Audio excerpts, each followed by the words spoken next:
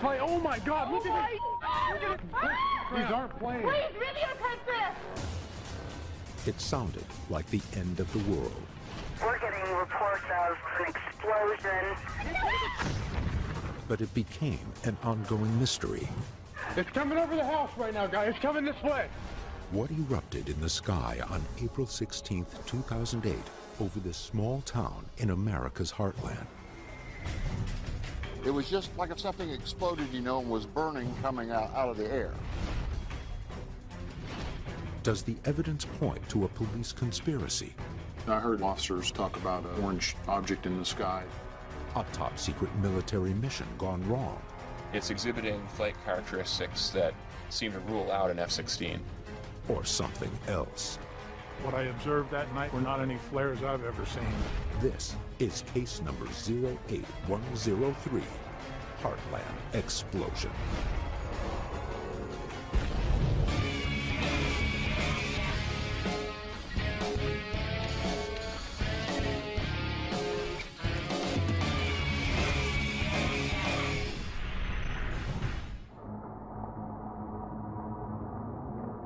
Well, I never believed in UFOs till that night, but I do believe in them now.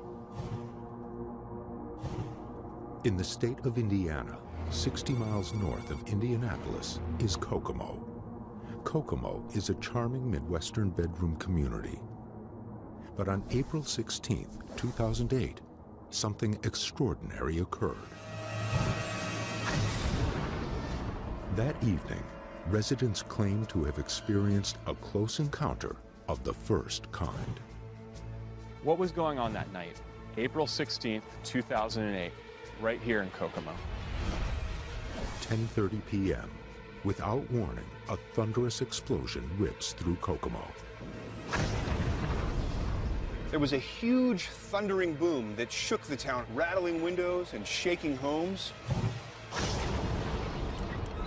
The shockwave traveled south through Howard County and into neighboring Tipton County, jolting houses over a 20-mile area. Was a UFO responsible for this explosion?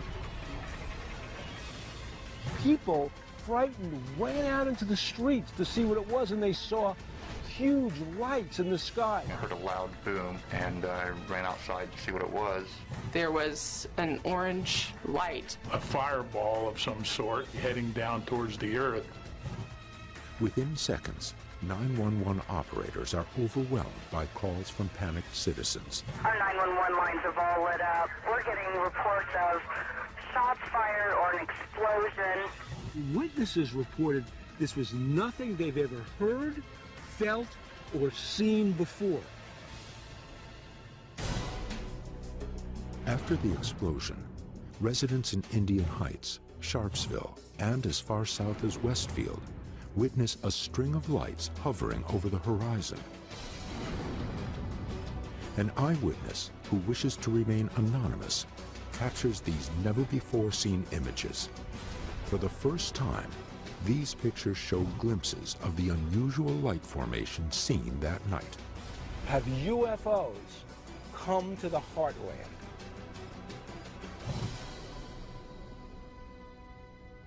Strings of light appearing in the sky are a well-documented UFO phenomena.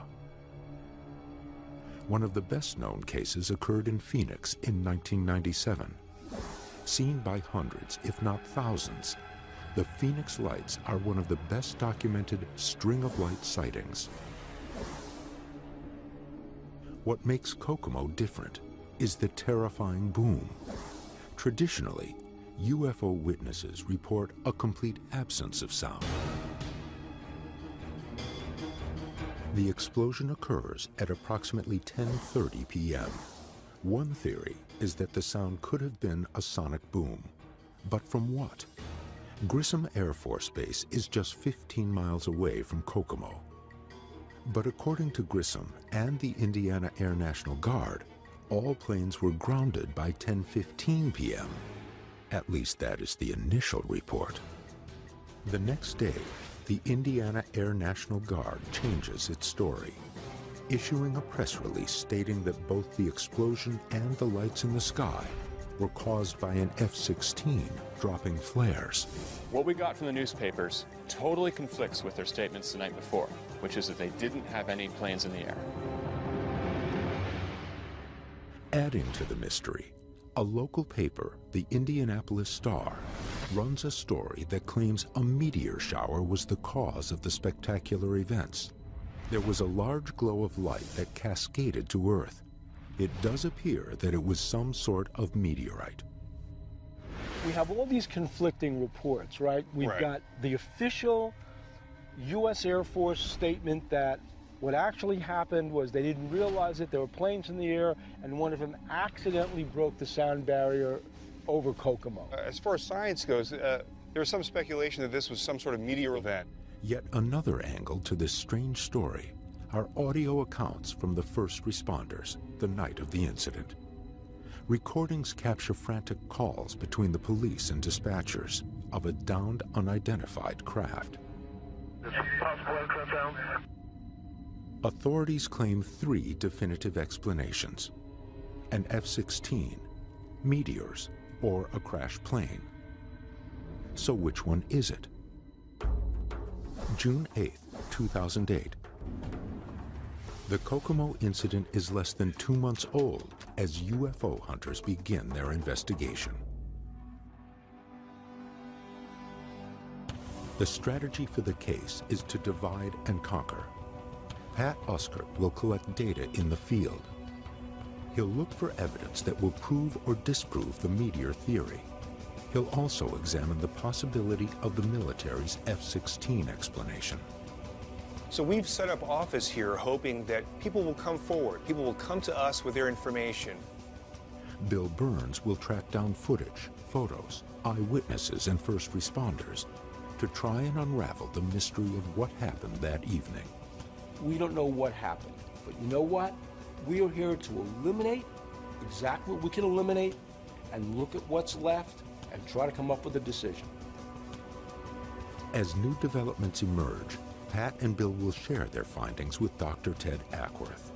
I'm going to get our resources set up so we can test video or photographic evidence. Hopefully, getting on this case fast, we can collect some near real-time evidence and determine what's going on.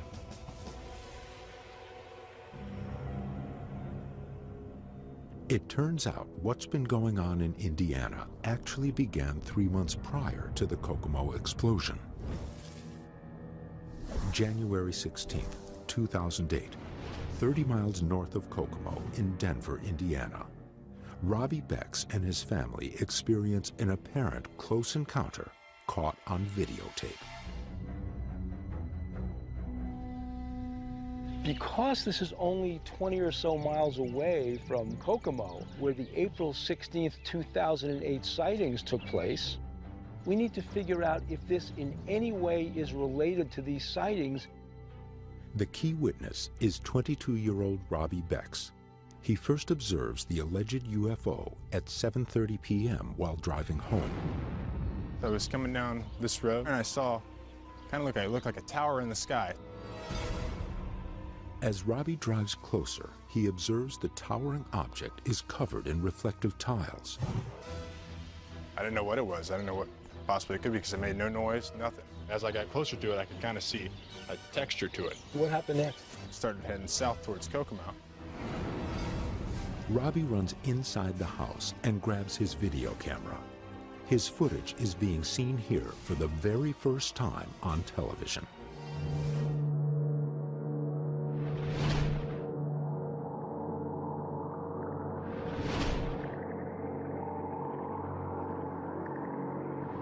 There's bright orange ball. Oh my God, look at it. It's coming over the house right now, guys. It's coming this way. The video shows a single stationary light that seems to strobe many different colors. Robbie shows the video to Pat and Bill. There's a car at the bottom, so don't get that confused. That's a car that's actually just driving down the road over there. So you've got car headlights and a UFO light. The alleged UFO light hovers in the middle of the frame while the car passes through the shot. But the hovering light is in a place where no road is present. and no other light source exists. We can measure the distance between the camera and the car if we do a little car experiment. So we should be able to measure the diameter of the headlights, and using all that data together, we should be able to approximate the size of the object.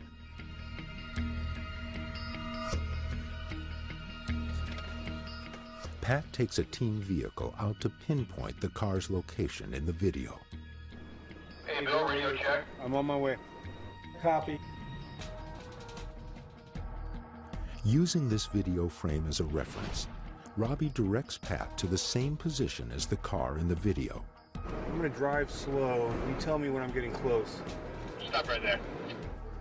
Yeah, right there. Perfect.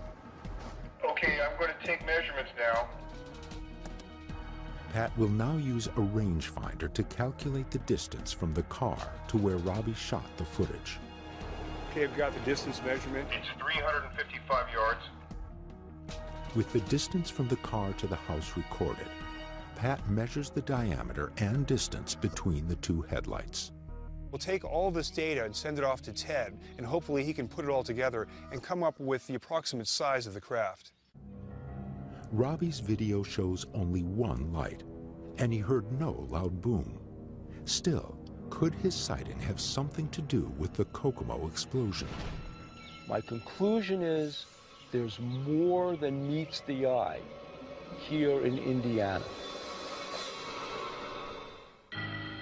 Bill and Pat head back to Kokomo to send the video, the camera, and the field data to Ted.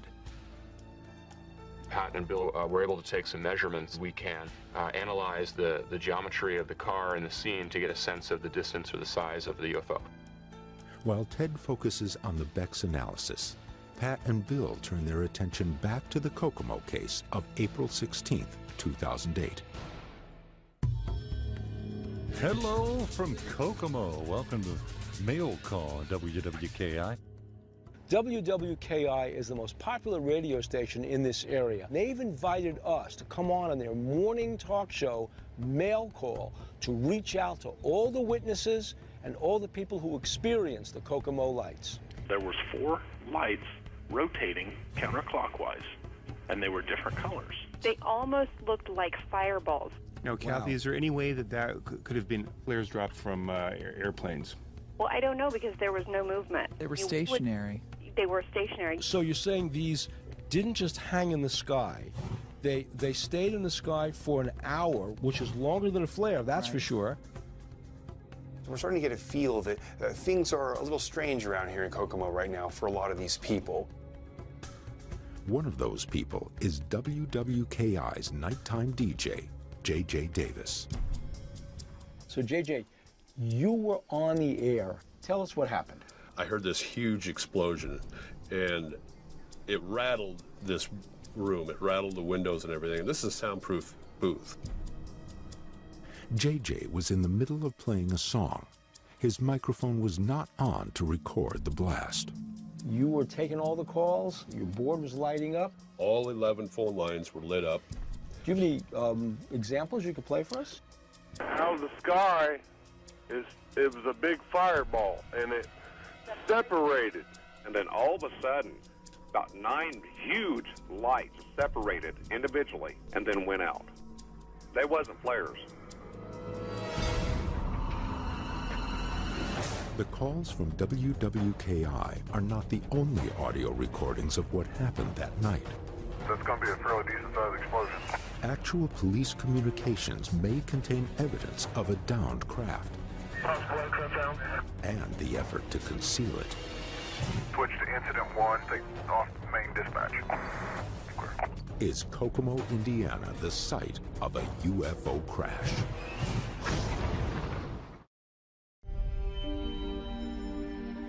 It couldn't be flares or anything because they're not going down or like falling down. It actually went. January 16th, 2008, in Denver, Indiana, Robbie Bex captures this footage of what he claims is a tower-shaped UFO. He and his family are left searching for answers. Exactly 3 months later, on the night of April 16th, 2008, something exploded over the city of Kokomo, Indiana, rocking houses over a 20-mile radius. Minutes after the explosion, people claimed to witness a row of lights in the night sky, rotating counterclockwise. There was a series of lights. There were 8 lights that lit up. It's definitely something unique, something I'd never seen before in the sky. I mean, it gives me goosebumps just talking about this. Are these events the first signs of a UFO escalation in the heartland? Bill and Pat turn to police communications from the night of April the 16th for answers. So these are actual 911 recordings. Actual recordings of the first responders communicating with each other as they approach the scene. These recordings come from Scan America, an archive of police, fire, and EMS communications across the country. All right, well, let's have a listen. We're getting reports of shots fired or an explosion. Say, please just call police as a plane down. A plane down at this time. We were trying to figure out the location. Aircraft down. That's the first one. Although the police initially believe they are searching for a downed plane, no aircraft or people are reported missing. What are they searching for? Tippin County has requested multiple fire units out of Howard County. They do have some type of huge debris field. Word is right now that this may have just been a meteorite entering the atmosphere. However, I don't believe that. They seem to know where the thing went down. It's getting interesting. The incident requires so many first responders that the dispatcher decides to dedicate an emergency channel for all further communications. Switch to incident 1, and that will take off main dispatch. But what about the debris field? Did first responders discover a huge debris field? Is this why they switched frequencies? And if so, what did they find? No person has gathered more information on what happened on the evening of April 16th than this man, field investigator for the Mutual UFO Network, Glenn Means. We're very fortunate to be working with MUFON on this case. They've collected video evidence, they've talked to the locals, so they'll be an invaluable resource in understanding what happened here. Glenn Means and MUFON have looked closely at the nearby military installations, Grissom Air Force Base and the Indiana Air National Guard. Both have military operating areas, or MOAs, in close proximity to Kokomo. Now keep in mind, this area is prone to military flyover activity from both Grissom with their tankers and Fort Wayne, the Indiana Air National Guard flies F-16s. But according to the rules of these MOAs, you can't use flares and you can't go supersonic. According to Section 3E of the U.S. Air Force Regulation 55-34, a planned supersonic flight over land areas must be conducted above 30,000 feet. To listeners on the ground, a sonic boom generated at 30,000 feet should sound like little more than a loud pop. Either this was a highly unlikely and unorthodox military operation, or something else exploded in the sky that night. We brought a video in from a witness who lives near Grissom, and he shoots the planes almost every night. And he does have some great footage on here of F-16s zipping along. As you can see the actual lights, the wingtip anti-collision strobe lights, and you see the flares popping out of it. See that? See how he drops the flares one after another, after another, after another? I see that. It's very interesting. It looks like a flare drop. They're all sequential. The purpose of a flare drop is to divert heat-seeking missiles during battle. The burning flares draw the missiles away from the aircraft's hot exhaust, allowing the plane to escape.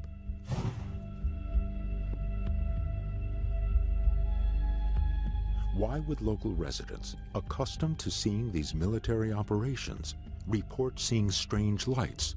And why would 40 emergency response units be called to the scene?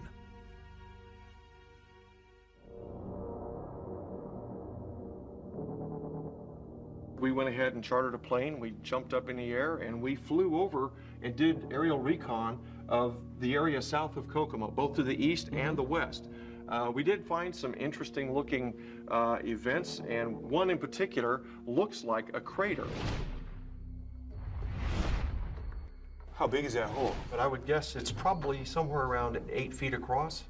We're going to have to figure out exactly where it is by doing some ground location. Maybe we should go check it out. Absolutely. Now, if something crashed into the ground, there has to be some sort of evidence. At this point in our investigation, this is what we're focusing on. Pat and Glenn head out to see if they can locate a possible UFO crash site. All right, let's get our stuff out of the back. Yeah, it's going to be a day for boots. What have you heard about the possibility of this hole? Well, if we can find the hole, we might be able to determine if it was a crash site. If so, what crashed in it. We may need something to probe all this water and mud. Since the pictures were taken, this area of Indiana has been inundated with rainfall. I do have one question for you. Sure. How long can you tread water?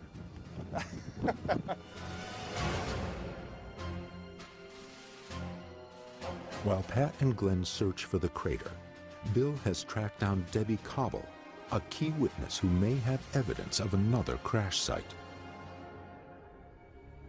Can you tell me exactly what happened in the sequence when you were in your office on the night of April 16th, 2008?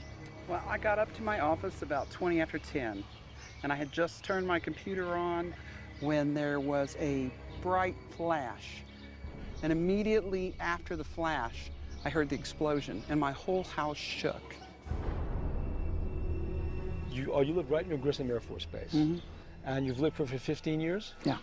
Have you ever heard a sonic boom before? Yes, I have. Did the boom you heard on April 16, 2008 sound like that? No, it did not.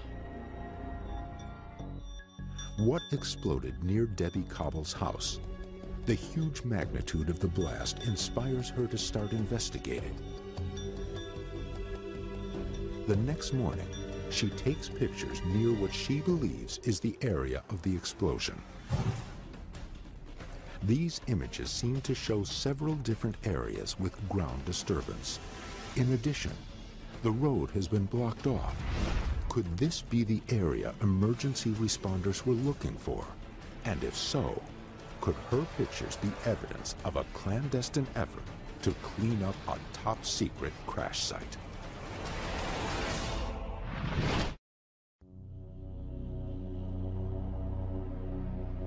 Tippin County has requested multiple fire units out of Howard County.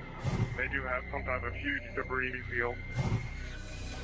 According to first responders from the night of April 16, 2008, no crash site or debris field is ever found from the reported Kokomo explosion. But these pictures may suggest otherwise.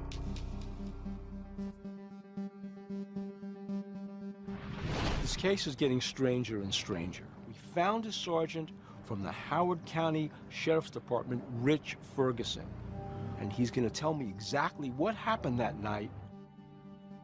Out of the more than 40 units that responded, Sergeant Ferguson is one of the few willing to come forward and tell his story.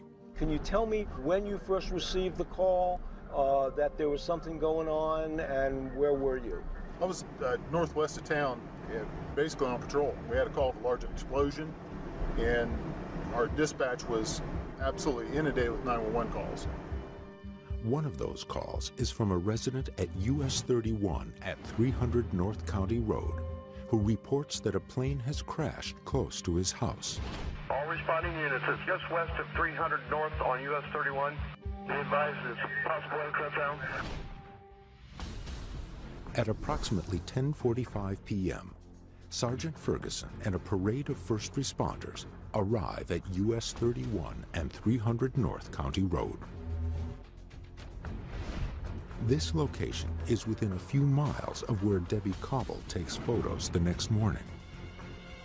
There were 75 to 80 first responders, rescue, fire, police, all in that area looking for a plane crash. And did anybody find anything? No, nothing was ever found, period. If no evidence of a downed aircraft or debris field was ever found, what did this first eyewitness see? Could it be the same craft that Robbie Beck saw just 3 months earlier?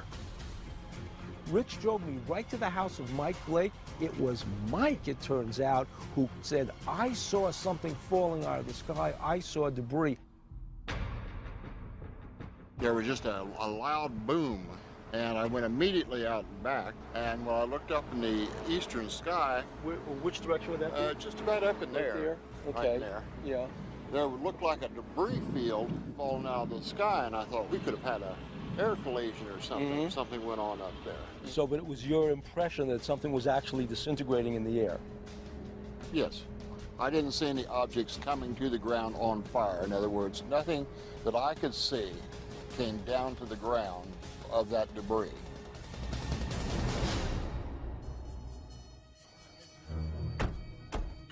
Sergeant Ferguson tips Bill to a witness who can elaborate on Mike Blake's testimony. While I'm responding to this, I get a phone call from Hank Bolger, a retired police officer, and said, I saw this orange disc with a bunch of lights going counterclockwise around it, and he said, it's not military. We're going to meet with former detective Hank Bolger. He had a long career in the Air Force and served in Vietnam. This is a credible witness. I saw this round orange ball falling out of the sky. To the right of that orange ball, I could see a round, and I'll describe it as an orb, a round red light. Well, I looked at it for a second or two, and all of a sudden it seemed to move from right to left a little bit, and a second orb appeared. Then a third, then a fourth, then a fifth. And they were in a perfect line. It was not like one was up here, one was down here. Those lights were just hovering in the sky. They were not moving in different directions. They just hovered right there in the sky.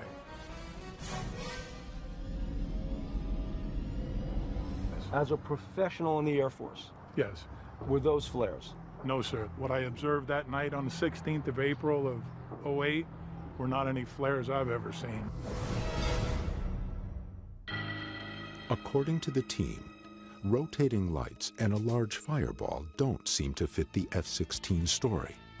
Photos reportedly taken that night by an anonymous source seem to corroborate the eyewitnesses' accounts.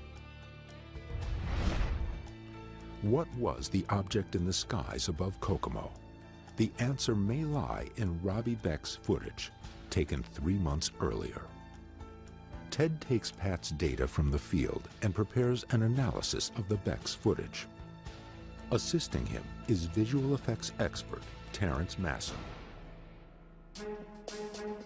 This is Robbie Beck's video footage, and we got the actual camera. This is a very consumer-grade camera.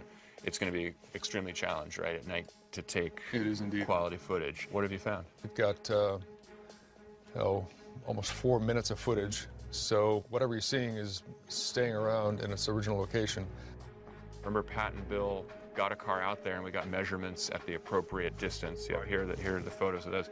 Can we, based on the distance and the geometry of the lights from our car, can we estimate the sort of the size of our object in the distance? We can do a pretty good job.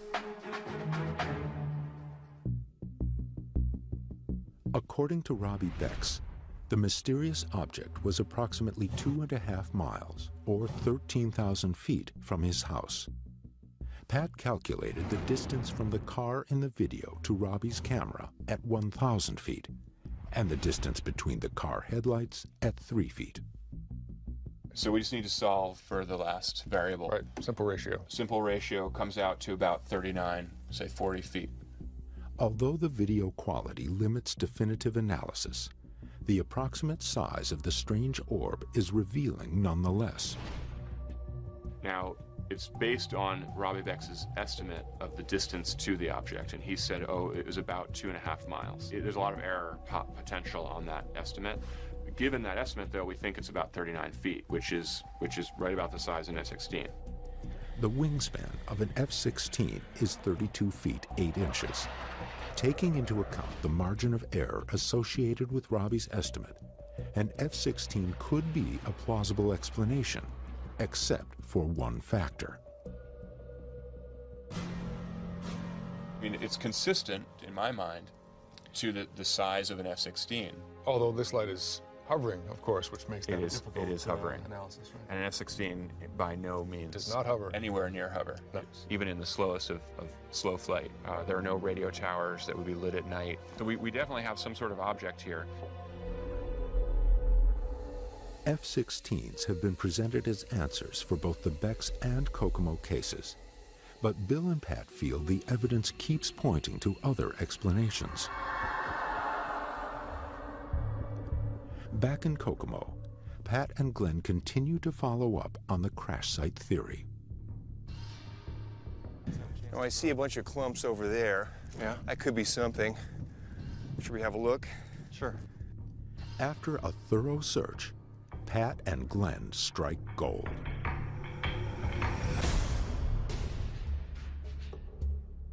What is that? We may just be looking at ground zero. After looking around, we have found something that's very suspicious. It's a large hole around 7 to 8 feet across, and it doesn't look like it belongs here. Have Pat and Glenn found evidence of a crash site? The impact hole is 4 feet into the ground.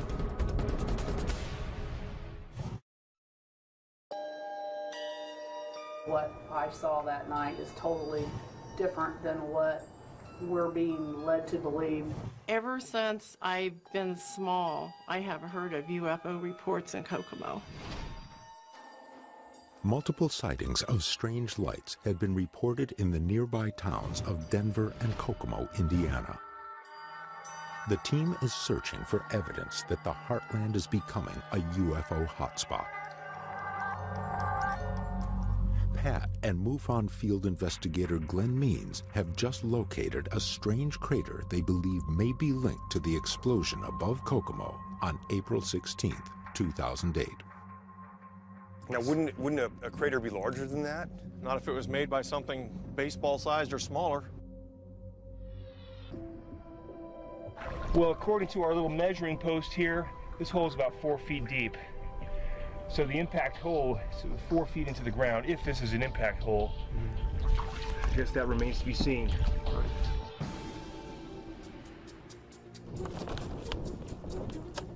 Pat will use a magnetometer to measure any abnormal readings in or around the crater.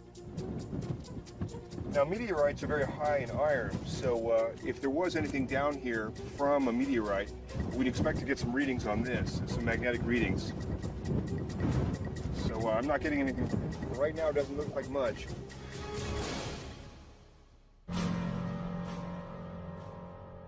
Glenn and I came out here in the hopes of finding something related to the big explosion. We're not exactly sure what it is, so we're bringing in an expert in astronomy, Professor Adam Rengstorff, who can maybe help us figure out what this hole in the ground is. We have pictures of what we think could be a crater related to the incident on April 16th. I mean, could that be some sort of impact? If it was something drilling straight down through the atmosphere, you get a nice circular crater. If it was coming in at a very oblique angle, such that you saw lights trailing across the sky to begin with, I think you'd be more likely to see a somewhat elongated impact feature, you know, kind of it hitting and furrowing in. But this doesn't look like that.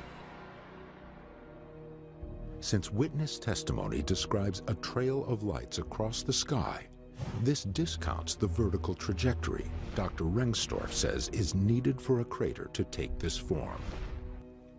In my estimation, just from looking at these images, it could just as easily be a sinkhole. Looking at the hole in the ground, we thought maybe we had found ground zero. I mean, there was a strong possibility that this was some sort of impact crater. But after talking with Professor Rengstorff, we have to cross that off the list of possibilities. Upon closer examination, Professor Rengstorff is proven correct. Pat's impact crater is really a naturally formed sinkhole. With no credible crash site found, the military's explanation of an F-16 breaking the sound barrier and dropping flares needs to be investigated further. At the midpoint of their investigation, Bill and Pat decide to brief Ted on what they've uncovered so far. So guys, you know, the eyewitnesses here are describing this sonic boom, shaking windows, and the military says, well, it was an F-16 flying overhead. Here's what I want to do. We'll build a sonic blast cannon. We can generate our own sonic boom, and I think we should be able to tell whether or not the explanation that it was an F-16 flying overhead that night stands up to real quantitative analysis. Absolutely. By recreating the shockwave intensity that witnesses experienced, the approximate speed, size of the aircraft, and elevation can be determined. And the team believes this data should prove once and for all if the Air Force's explanation holds up.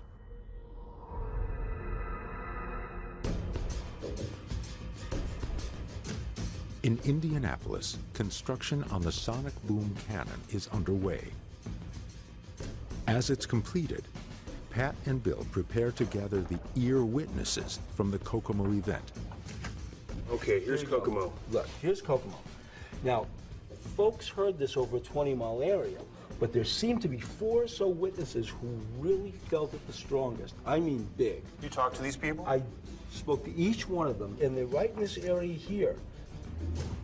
Debbie Cobble and Hank Bolger from Kokomo, and Mike Blake and Diane Bryant from Sharpsville. Do you think maybe we get these people together? Let's set it up.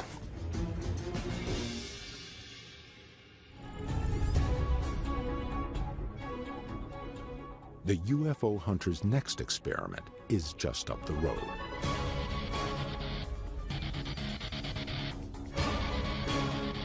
With the help of Bill's ear witnesses, the team will now try to duplicate the sound level and pressure wave that was felt that evening. The team hopes that this will determine if the sound could have been generated by an F-16 sonic boom or something else. But what exactly is a sonic boom?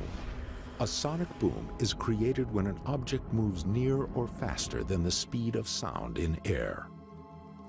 When a plane travels normally, it has to displace air around its surface by communicating pressure waves from the body to the surrounding air. A sonic boom is created when the pressure signals have piled up at the very front. This creates a sudden jump in pressure, and the pressure jump passing over the surface of the ground causes a sonic boom. But different types of aircraft create different sound signatures. The cannon will not only test sound levels, but also different signatures as well, to see what best matches what the witnesses heard. The point of this device is to try to duplicate the sound, and not just the sound, but what you felt that night on April 16th, 2008. Let's all go back in the house. Pat will help operate the sonic blaster, while Sam, the team's assistant, will use a dB meter to record both the volume and pressure wave of each blast. Bill will join the witnesses inside the house and get their reactions. It's crucial that we recreate that boom and see if what these people heard was indeed a sonic boom or something else. All right, here we go. Fire in the hole! Is the Indiana Air National Guard statement that an F-16 generated a sonic boom that rocked homes over a 20-mile radius true? Or will the sonic cannon blow a hole right through the military's sonic boom defense? Fire in the hole!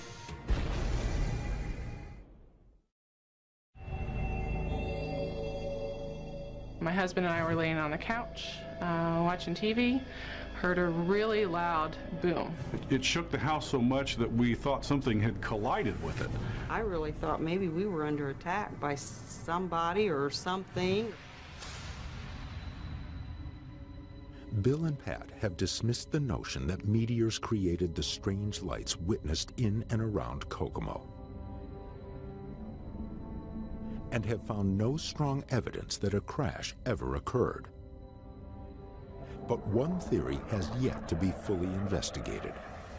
From the day the Indiana Air National Guard first issued this press release, contradicting what it told emergency first responders on April 16th, many witnesses have questioned the F-16 sonic boom explanation.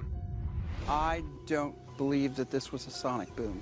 This might have been larger. If you're going to hear a boom that loud, I would suspect that you'd hear the jet. I didn't hear anything like that. A sonic cannon has been constructed to recreate the sound that ripped over Kokomo on April 16th. Witnesses from that night are about to decide if it matches what they heard. Here we go. Mike? Mike is a no. Hank? Definitely no. Debbie? Kids? No. No. Diane? No. Sam? Yeah. Unanimous no. The first shot registers 92 decibels of sound, equivalent to a house stereo at full volume. The maximum overpressure is 106.8 decibels. This is the measurement of force above normal atmospheric pressure that an explosion exerts. Time to reload. Fire in the hole. I saw it. That's about it. We know that the experiment is falling apart due to the sheer volume of the noise here. These are incredible booms that we're hearing. The next shot is far more powerful. It delivers 118 decibels of sound, equivalent to standing in the front row of a rock concert, and generates a maximum overpressure of 136.8 decibels. Quick poll. Mike? I'd say that was a yes. That was a yes. No. No. I'm gonna say no. No. Okay, Sam, this time 1 yes, 5 definite no's. Mike Blake, the witness that called 911 believing that there was a mid-air collision near his house, believes it's a match. For the others, it's still not strong enough.